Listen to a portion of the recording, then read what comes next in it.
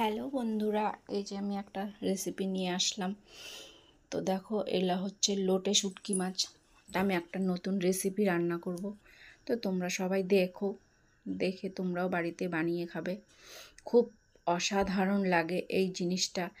যে এই মাছ পছন্দ করো তারাই বানাবে। তো প্রথমে এটাকে কাঠকয়লায় ভেজে নিয়েছি, তারপর গরম জলে ভালো করে ভিজিয়ে রেখে দেখো কত নোংরা বেরোচ্ছে।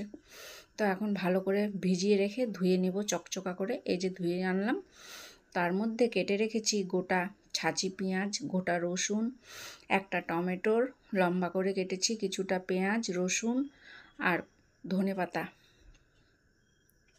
তো কড়াইতে তেল দিয়েছি, একটু বেশি তেলটা লাগে। তো পেঁয়াজগুলো, টমেটোগুলো, রসুন সব দিয়ে ভেজে নিচ্ছি লাল লাল করে। ভাজা হয়ে গেলে সামান্য শুকনো লঙ্কার গুঁড়ো দেব, আর 2-4টা কাঁচা লঙ্কা চিড়ে দিয়েছি। তো এবার দেখো, মশলাটা ভালো করে কষাবো তেলেই সব সেদ্ধ হয়ে যাবে। তো এখন শুটকি মাছগুলো দিয়ে দিলাম। এখন গোটা পেঁয়াজগুলো দিয়ে দেব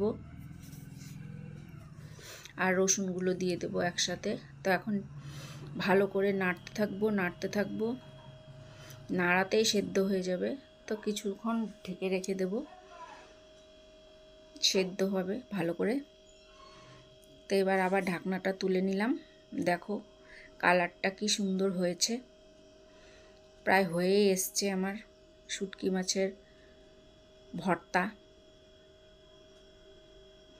এই যে দিয়ে দিলাম কাঁচা লঙ্কা 2টো, আর উপর থেকে ধনেপাতা কুচি দিয়ে দিলাম। তা আমার মাছের রেসিপিটা হয়েই এসছে। এই যে দেখো, সার্ভ করেছি গরম গরম ভাত দিয়ে। অসাধারণ খেতে লেগেছে।